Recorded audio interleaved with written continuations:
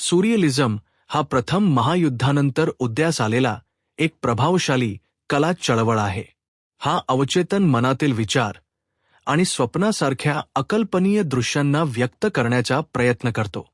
या चळवळीची अधिकृत स्थापना आंद्रे ब्रेटॉन यांनी 1924 मध्ये केली, जेव्हा त्यांनी सुरियलिस्ट मॅनिफेस्टो प्रकाशित केले.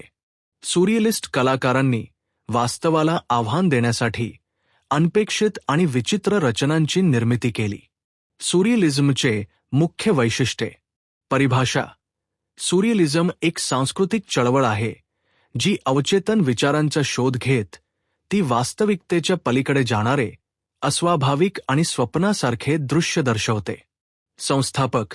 ही चळवळ आंद्रे ब्रेटॉन यांनी अधिकृतपणे सुरू केली, परंतु गिलॉम अपोलिनेर यांनी 1917 मध्ये सर्वप्रथम सुरियलिझम हा शब्द वापरला.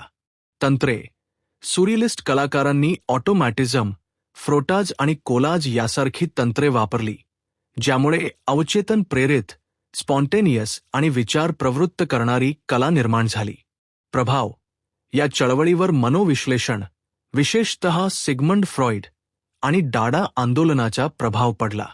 सुरियलिझम ही कल्पनाशक्तीची सीमा ओलांडणारी कला आहे. ती स्वप्नांना वास्तवात आणते आणि मनाच्या गूढतेचा शोध घेते. तुम्हाला प्रसिद्ध सुरियलिस्ट कलाकारांबद्दल अधिक जाणून घ्यायचे आहे का? किंवा काही अद्वितीय कला पाहायची आहे? मी तुम्हाला सुरियलिझमवरील एक मजेदार क्विज देऊ शकतो.